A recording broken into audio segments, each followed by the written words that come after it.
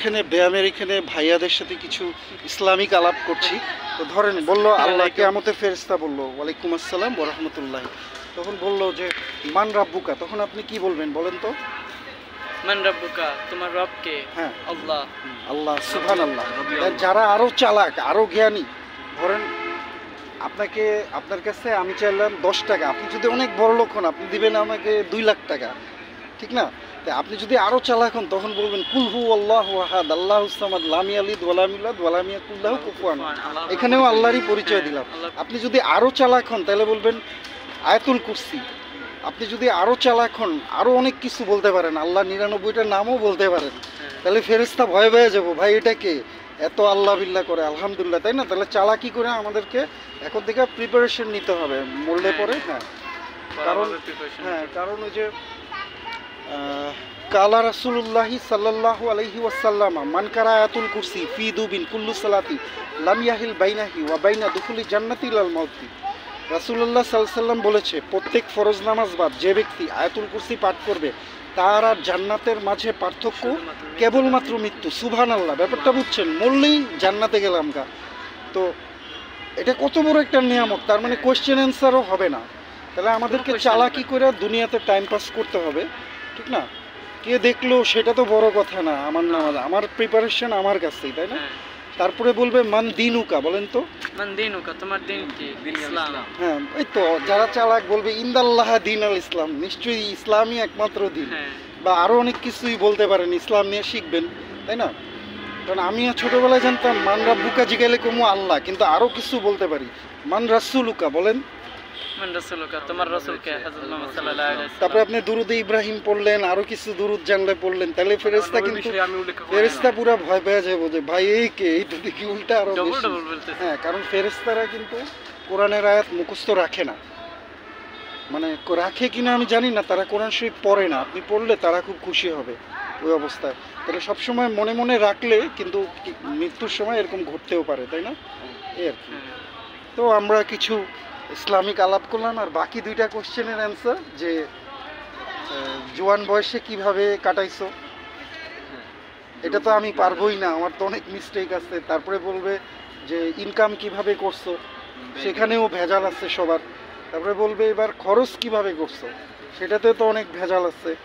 তো সেগুলির জন্য আমরা চেষ্টা করব, কিন্তু আমরা যদি আল্লাহর কাছে মাপ চাই, আল্লাহ তো পরম করুণাময় অসীম দয়ালু, উনি কিন্তু কোনো আমলের কারণে ছাড় দিবে না, উনি দিবে ওনার রহমতের কারণে। যতই আমল করি এগুলি ক্রেডিট হিসাবে যোগ হবে, কিন্তু আল্লাহ মাপ করবে দেখে আমাদের আমলগুলি অ্যাকসেপ্টেড হবে, ঠিক আছে? তাই আল্লাহর কাছে মাপের মানে লা হাওলা ওয়ালা কুওয়াতা ইল্লা বিল্লাহ আস্তাগফিরুল্লাহ ইন্নাল্লাহা গফুরুর রহিম। তো ঠিক আছে, ভাইয়াদের সাথে আমরা সূরা নিয়ে আলাপ করলাম। মানে ভাইয়ার হচ্ছে ভাইয়া আপনার নামটা বলেন? আমার নাম মোহাম্মদ সাদাত হোসেন। এবং আপনি হচ্ছে কারাটে শিখান? হ্যাঁ, আমি মাশাআল্লাহ। Assistant coach. হ্যাঁ, আপনাদের একাডেমির নামটা বলেন? আমাদের একাডেমির নাম হলো গিয়ে martial art BD. Martial art বিডির উনি হচ্ছে অ্যাসিস্ট্যান্ট কোর্স, এবং আমাকেও মাঝে মাঝে ট্রেনিং দিবে ইনশাআল্লাহ। ইনশাআল্লাহ। মোহাম্মদ সাইদুল ইসলাম রিমন, আমি ওই একই ক্লাবের আমি স্টুডেন্ট। আলহামদুলিল্লাহ, আলহামদুলিল্লাহ। আর আপনি ভাইয়া? আমার নাম মোহাম্মদ সুলাইমান। আপনিও মার্শাল আর্টের সঙ্গে যুক্ত? হ্যাঁ, আচ্ছা, মোটামুটি। আলহামদুলিল্লাহ।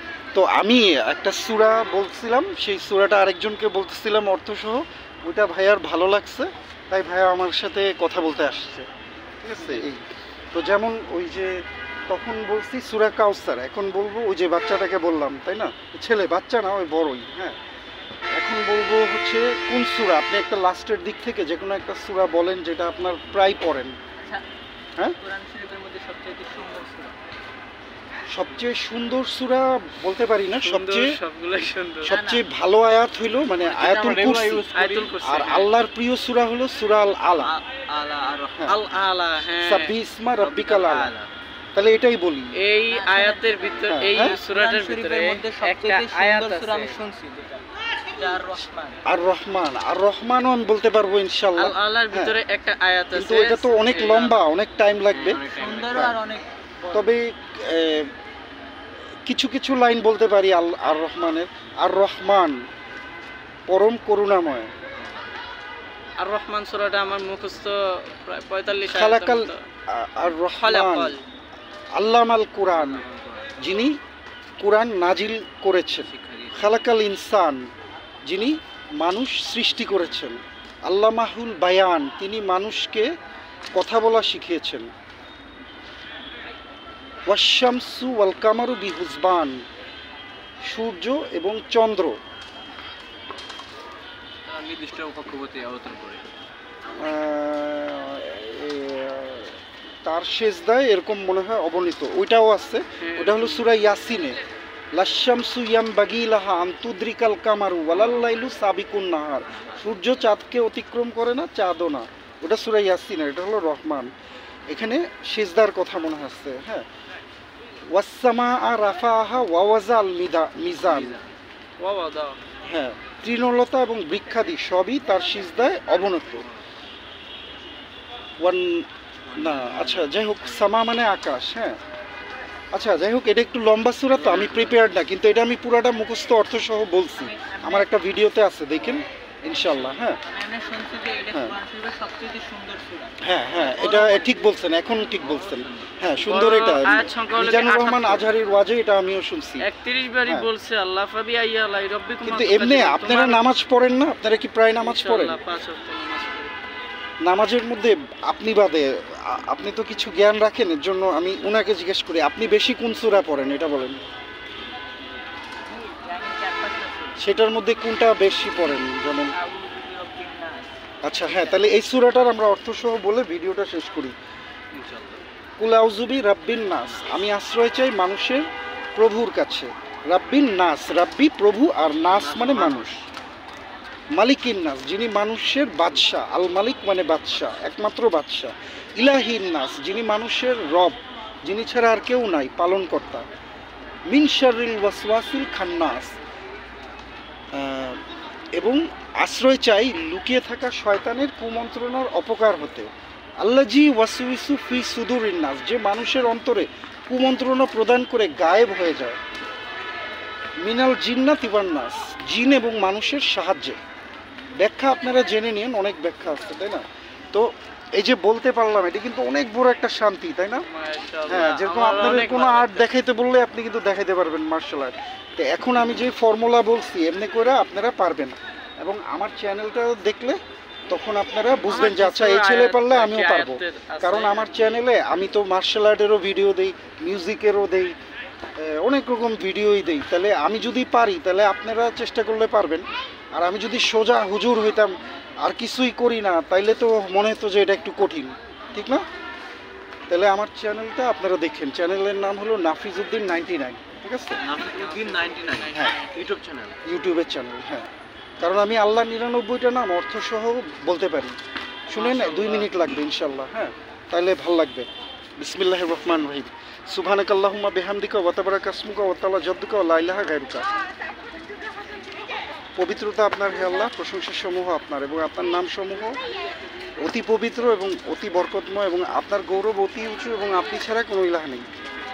আর রহমানু পরম করুণাময়, রহিমু পরম দয়াময়, আল মালিকু প্রকৃত বাদশাহ, কুদ্দুস অতি পবিত্র, সালাম শান্তিময়, মুমিন বিশ্বাসী, আল মুহাইমিন তত্ত্বাবধানকারী, আল আজিজ পরাক্রমশালী, আল জব্বার মহাক্ষমতাশালী, আল মুতাকাবির মহাগর্বিত, আল খালিক সৃষ্টিকর্তা, আল বারি সৃজনকারী, আল মুসাবির আকৃতি গঠনকারী, আল গাফফার পরম ক্ষমাশীল, আল কাহার মহাপ্রভাবশালী, আল ওয়াহাব মহাপুরস্কার দাতা, আল রাজ্জাক জীবিকা দাতা, আল ফাতা উন্মুক্তকারী, আল আলিম মহাজ্ঞানী, আল কাবির আয়ত্তকারী, আল বাসির প্রশস্তকারী, আল কাবির নিচুকারী, আর রাফি উঁচুকারী, আল মুইজ মর্যাদা দাতা, আল মুজির অমর্যাদাকারী, আল সামিউ শ্রবণকারী, আল বাসির দর্শনকারী, আল হাকাম মহাবিচারক, আল আদল ন্যায়পরায়ণ, লাতিফ মেহরবান, আল খাবির সর্বজ্ঞাত, আল হালিম পরম সহিষ্ণু, আল আজিম মহিয়ান, আল গাফুর পরম ক্ষমাশীল, আর শুকুর কৃতজ্ঞতা প্রিয়, আল আলিউ মহান্নত, আল কাবির সর্বশ্রেষ্ঠ, আল হাফিজ তত্ত্বাবধানকারী, আল মুকির দৃষ্টিমান, আল হাসির হিসাব গ্রহণকারী, আল জালিম মহিমান্বিত, আল কারিম মহাবিদ্যানশীল, রাকিব অতিক্তি দৃষ্টি দানকারী, আল মুজিবু কবুলকারী, আল ওয়াসিউ বিস্তারকারী, আল হাকিম মহাকৌশলী, আল ওয়াহদুদ প্রেমময় সত্তা, আল মাজিদ মহিমাময়, আল বাইস পুনরুত্থানকারী, শাহিদ সর্বসাক্ষী, আল হাক সত্য সনাতন, আল ওয়াকিল কর্মবিধায়ক,